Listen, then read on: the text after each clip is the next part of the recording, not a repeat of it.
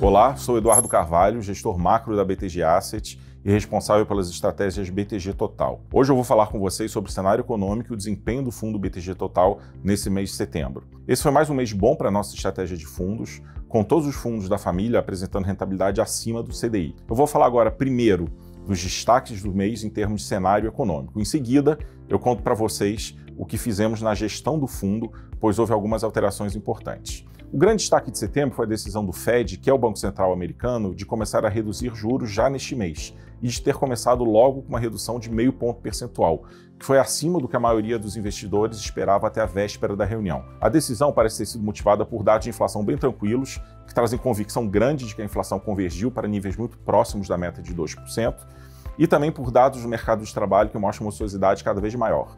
A geração de empregos é a menor em vários trimestres e o desemprego subiu para 4,2%.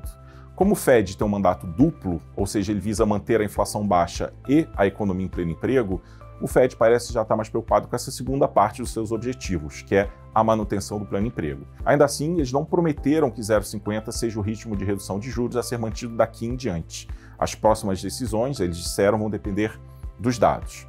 Já que no Brasil, o destaque foi na ponta contrária, a decisão do Copom de subir juros de 10,5% para 10,75% ao ano, iniciando, portanto, um ciclo de elevação da taxa Selic. A gente vê a decisão como acertada e oportuna, já que o crescimento econômico segue surpreendendo repetidamente para cima, talvez até colocando a economia numa situação de superaquecimento. Além disso, as expectativas de inflação continuam bem acima da meta de inflação, que é de 3%. Para os próximos anos. O principal ponto de cautela no cenário doméstico, na nossa visão, continua sendo a questão fiscal, ou seja, uma política que se mantém expansionista. Enquanto a política econômica pisa no freio com um pé, o da taxa de juros, ela pisa no acelerador com outro pé, o dos gastos públicos. No último relatório bimestral de acompanhamento fiscal, como exemplo, foi anunciado um descontingenciamento, ou seja, um aumento de gastos. Os gastos feitos por fora do teto do arcabouço seguem relevantes, e tudo isso leva ao aumento da dívida pública. Bom, e como o fundo tem se posicionado no meio disso tudo e quais foram as alterações que realizamos ao longo do mês de setembro?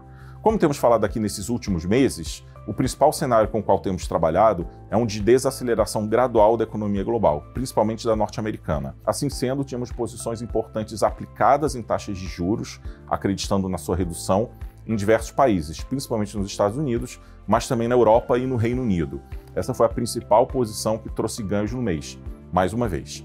Contudo, depois da decisão do Fed de cortar a sua taxa básica em 0,5 ponto, a gente decidiu reduzir de forma substancial essa posição, mantendo apenas a exposição comprada em bolsa, lá nos Estados Unidos sempre, que deve continuar se beneficiando desse cenário de crescimento econômico com juros mais baixos. Já no Brasil, a gente mantém a nossa visão mais cautelosa desses últimos meses, principalmente em função da questão fiscal, onde, como a gente já tem falado, continua sendo bastante difícil vislumbrar um cenário onde o endividamento público pare de subir. Assim sendo, a gente continua com posições táticas compradas em dólar contra o real e tomadas em taxas de juros prefixadas de prazo um pouco mais longo. A gente está direcionalmente zerado em bolsa, com uma carteira de ações travada com o índice Bovespa vendido em cima.